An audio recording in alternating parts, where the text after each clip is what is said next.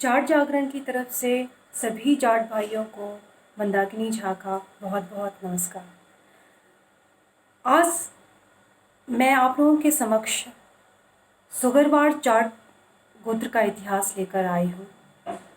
जैसे कि हम देखते हैं कि जाट के कई गोत्रों में से सुगरवार जाट गोत्र एक महत्वपूर्ण गोत्र है। अगर हम इनके इतिहास की बात करें तो इनका इतिहास बहुत ही प्राचीनतम है।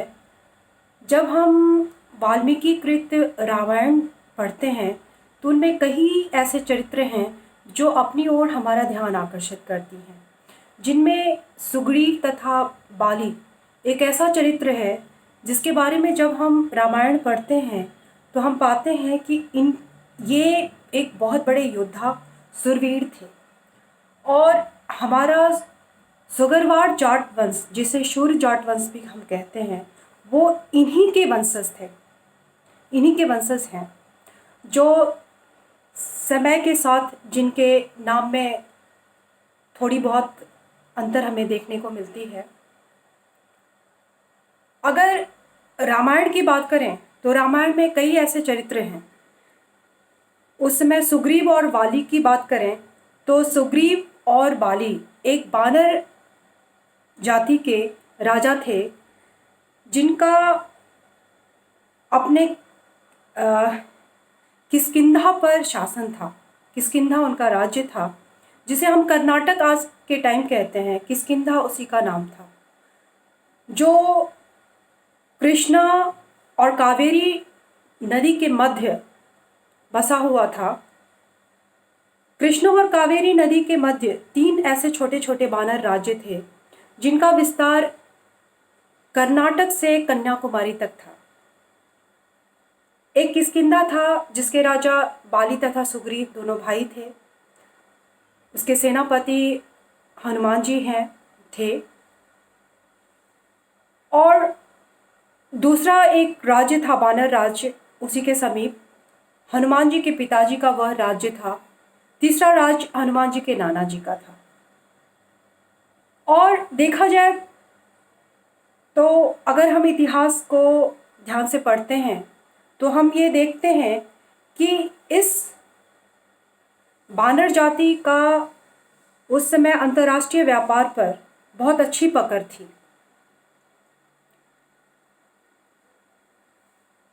इनके राज्य में एक नील नाम के इंजीनियर थे। इन्होंने ही माता सीता को लाने के लिए जो रास्ता बनाया गया, जो राम सेतु बनाया गया, वो इन्हीं की मदद से बनाया गया, जो इसी बानर वंश के थे। इस प्रकार हम देखते हैं कि ये जो सुगरवार सुर जाट वंश है वो इसी बाली सुग्रीव, इसी बानर वंश से निकला हुआ है, जिसका पराक्रम पूरे भारतवर्ष पर उस समय था। बहुत ही शूरवीर थे ये। अगर वाल्मीकि कृत रामायण की चर्चा करें तो उसमें रावण का एक नाम आता है। रावण का नाम तो सभी जानते हैं। रावण बड़े ही विद्वान थे, शूरवीर भी थे। और बाली तथा सुग्रीव के वीरता का परिचय इसी बात से लगता है कि इन्होंने रावण को भी अपने यहाँ बंदी बनाकर 6 माह तक रखा था और शर्त के साथ उन्हें मुक्त किया था। ऐसे कई बाली तथा सुग्रीव के पराक्रम की गाथाएं हैं रामायण में। रावण की बात करें तो रावण लंका का शासक था। लंका उस समय सिंहल द्वीप में स्थित था। उस समय उस द्वीप को, जहाँ पे लंका था, वो सिंहल द्वीप कहलाता था। और उसमें वर्ण आश्रम व्यवस्था थी। 45,000 वर्षों तक इस इस जाति का, इस वंश का पूरे उस समय के उस राज्य पर, उस क्षेत्रों पर उनका दबदबा रहा, शासन रहा। अंतर्राष्ट्रीय राजनीति में भी इनकी बहुत अच्छी पकड़ रही। रामायण में एक और चरित्र आता है कैकई का। कैकई नरस की पुत्री थी, जिसे आज हम कश्मीर कहते हैं। उस समय उसे कैकई राज्य कहा जाता था। माता कौशल्या छत्तीसगढ़ की रहने वाली थी। समय के साथ बहुत कुछ परिवर्तित होता चला गया और एक इतिहास की बात करें तो सिनसिनी नाम का एक क्षेत्र था और इस सिनसिनी नाम के क्षेत्र पर इस सोगरवार वंश का पूरा दबदबा था और उन्होंने अपना शासन स्थापित कर लिया था। वहाँ पर अपना क्षेत्राधिकार बना लिया था।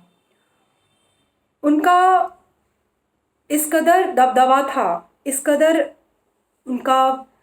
उनके शासन का विस्तार था उस क्षेत्र में कि उस पूरे ही क्षेत्र का नाम इनके नाम पर रख दिया गया, जिसे सौरसेन कहा जाने लगा। आगे और बढ़ते हैं हम तो इसी कुल के एक राजा सुग्रीव थे।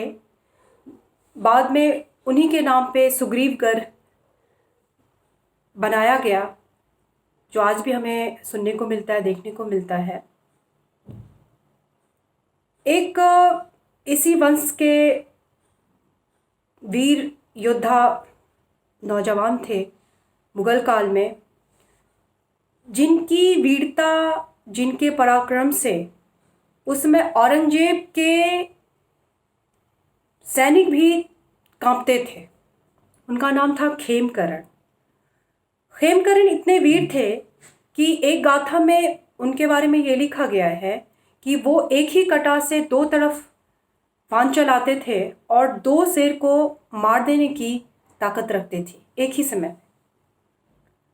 इस तरह हम देखते हैं कि हमारे सोगरवार जाट वंश का इतिहास बहुत प्राचीनतम रहा है, बहुत गौरवपूर्ण रहा है।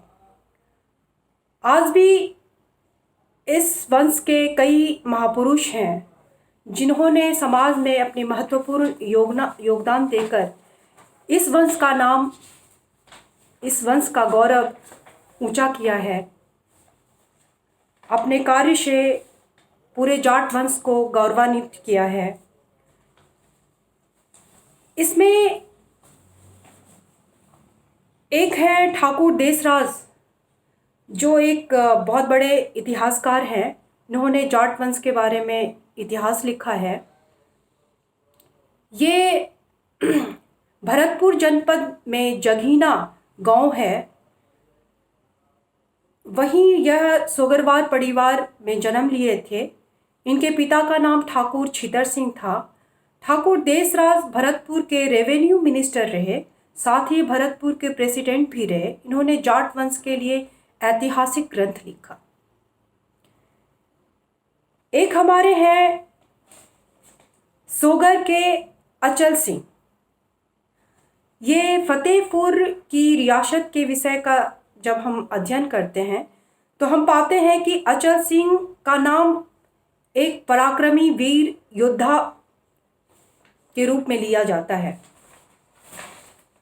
खेमकरण, जिसकी चर्चा मैं कर चुकी हूँ, ये औरंगजेब के समय के बहुत ही योद्धा वीर व्यक्ति थे।